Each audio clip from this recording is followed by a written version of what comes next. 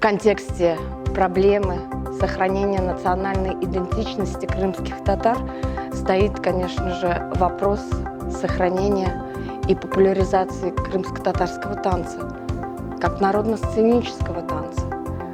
Он очень сильно отличается от традиционного татарского танца.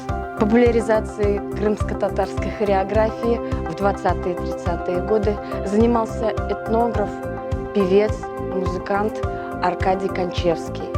Благодаря его публикациям мы сегодня можем говорить о том, как проходили праздники, как проводились свадьбы, как они использовались в дальнейшем именно в обрядовой культуре народа.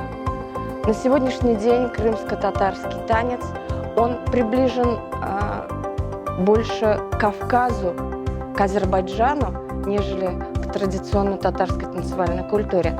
И мы сегодня на примере женского крымско-татарского танца с вами это обсудим.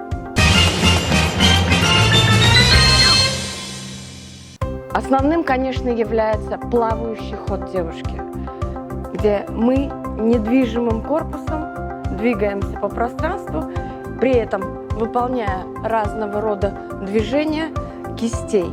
Это может быть из стороны в сторону с поворотом кисти, как вовнутрь, так и наружу.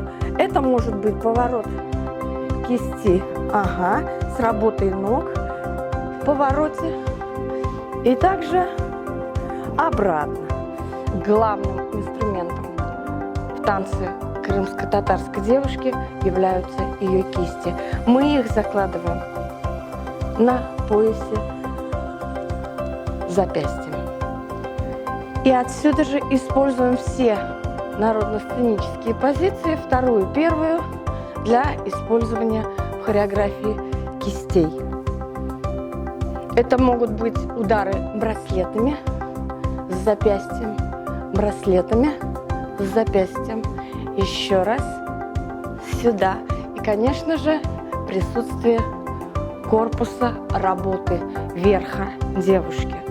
Низ практически не используется. Еще хотелось бы сказать, что источником для хореографии крымско-татар является, конечно же, традиционная крымско-татарская свадьба, где мальчик танцевал совершенно отдельно от девочки, а девочка могла танцевать только у себя в комнате. Поэтому прикосновение мальчика с девочкой в крымских танцах практически не присутствует.